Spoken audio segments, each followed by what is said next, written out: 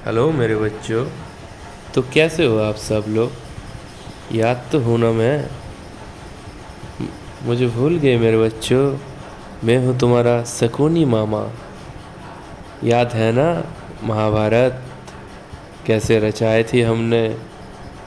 हाँ, मैं तुम लोगों का शकुनी मामा आ गया हूँ फिर से, मगर इस बार सीधा मर्तलोक पे। पिछली बार वो क्या हुआ था ना कि कुरुक्षेत्र युद्ध में जान जाने के बाद हम स्वर्ग में तो पहुंच गए, मगर वहाँ पे कुछ ज़्यादा दिन ठहर नहीं पाए। तो क्या हुआ कि मुझे फिर से नरक में भेजा गया, और नरक में भाई क्या बोले क्या बोले, बहुत दर्द दिया, बहुत दर्द दिया। तो हमने वहाँ पे बहुत साल दर्द झेला, और जब तब जाके शायद लगा कि इस बंदे को फिर से एक बार मर्त में भेजा जाए, तो हम आ गए हैं। और इस बार आ गए हैं कहाँ पे? वही फिर से, मगर इस बार ठान लिया है। सब लोग आसपास की जगह को कह रहे हैं कोलकाता, कोलकाता बंगाल ऐसा नाम पुकार रहे हैं। हमको भी समझ नहीं आ रहा है कि गांधार से सीधा हमको कौन से राज्य में भेजा गया, हम कुछ समझ नहीं पा रहे हैं। तो हम बहुत दिनों से देखे कि कहाँ पे हम पहुँचे, तो मालूम पड़ा कि हमारा जो राज्य था, साम्राज्य गांधार में, वो तो आप पाकिस्तान नाम का अलग सा एक देश में स्थित है, और हमको भेज दिया इधर भारतवर्ष में, जहाँ पे राज्य का नाम है बंगाल और पश्चिम बंगाल, और शहर का नाम है कोलकाता। तो आप लोग देख ही पा रहे हो कि हम लोग किधर से जा रहे हैं। पहले हम जब जा रहे थे तो रथ से जाते थे, मगर आज की ये दुनिया बहुत बदल चुकी है। तो हमने एक भाई से बोला कि भाई हमको थोड़ा मदद कर दो, तो उस भाई ने हमको मदद के लिए अपना ये एक स्वयं चालित गाड़ी पे बिठा दिया। हमको मालूम नहीं कि इसका नाम क्या है, मगर ये इस गाड़ी का नाम कुछ मोटरसाइकिल बता रहा था, और कह रहा था कि ये अपने आप ही चलता है।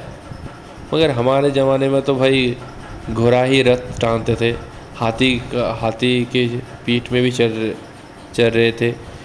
ऐसा वाहन तो हमारे उधर था नहीं। तो हमने यहाँ पे बैठ लिए, और ये भाई ने हमको एक मोबाइल थमा दिया, और जहाँ जहाँ जा रहे हैं इसका दृश्य दिखाने के लिए, ये हमको मालूम नहीं ये चीज़ असल में क्या है, इससे ये सब खींच रहा है। मालूम नहीं कि ये क्या है। जहाँ जहाँ जा रहे हैं सब कुछ दृश्य यहाँ पे दिखाई दे रहा है। तो हमने जो जाना, जो सोचा कि युद्ध करने से भाई पेट नहीं भरता। सही में जंग एक टाइम के लिए सही है, मगर ज़िंदगी के लिए नहीं। ज़िंदगी जीना है तो काम करो, मेहनत करो। तो इस भाई की तरह हम भी काम ढूंढने निकल पड़े हैं। देखते हैं कि ये भाई हमको किधर किधर ले जाने वाला है, और कहीं पे एक ढंग का काम अगर मिल जाए तो बहुत है।